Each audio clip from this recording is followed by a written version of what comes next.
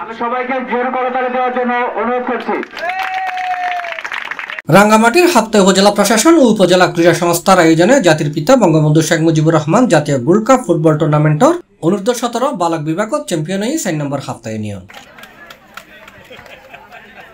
জুলাই 9 তারিখ মঙ্গলবার বিকালে হাপ্তায় শেখ রাসেল মিনি স্টেডিয়ামের ন্যায্য অনুষ্ঠিত ফাইনাল খেলা তারা 4-1 গোলে 2 নম্বর রায়খালী ইউনিয়নের পরাজিত করে উপজেলা পর্যায়ে চ্যাম্পিয়নের গৌরব অর্জন করছে। অন্য ফালদি একই দিনই অনুষ্ঠিত বঙ্গমাতা শেখ ফজিলাতুন্নেসা মুজিব জাতীয় গোল্ড কাপ ফুটবল টুর্নামেন্ট অনূর্ধ্ব-17 বালিকার ফাইনাল খেলা 2 নম্বর রায়খালী ইউনিয়ন 2-0 গোলে 4 নম্বর হাপ্তা ইউনিয়নের পরাজিত করে চ্যাম্পিয়নের গৌরব অর্জন করছে।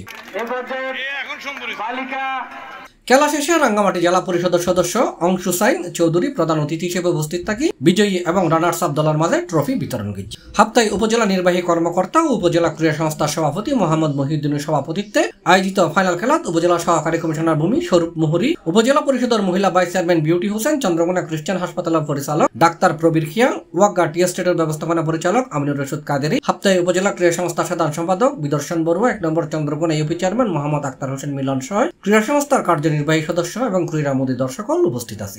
আপনারা সবাই পজিটিভ অর্থে একত্র হন, সুতরাং আপনাদের সকলের সহযোগিতায় এই কাপটাই উপজেলাকে শুধু ক্রীড়া না, ক্রীড়া, সংস্কৃতি, রাজনীতি বলেন, সরকারি অন্যান্য উন্নয়নমূলক কর্মকাণ্ড বলেন, সব কিছুতে যে সামনে এগিয়ে যাওয়া সম্ভব বা ত্বরান্বিত করা সম্ভব সেটা প্রমাণিত হয়েছে।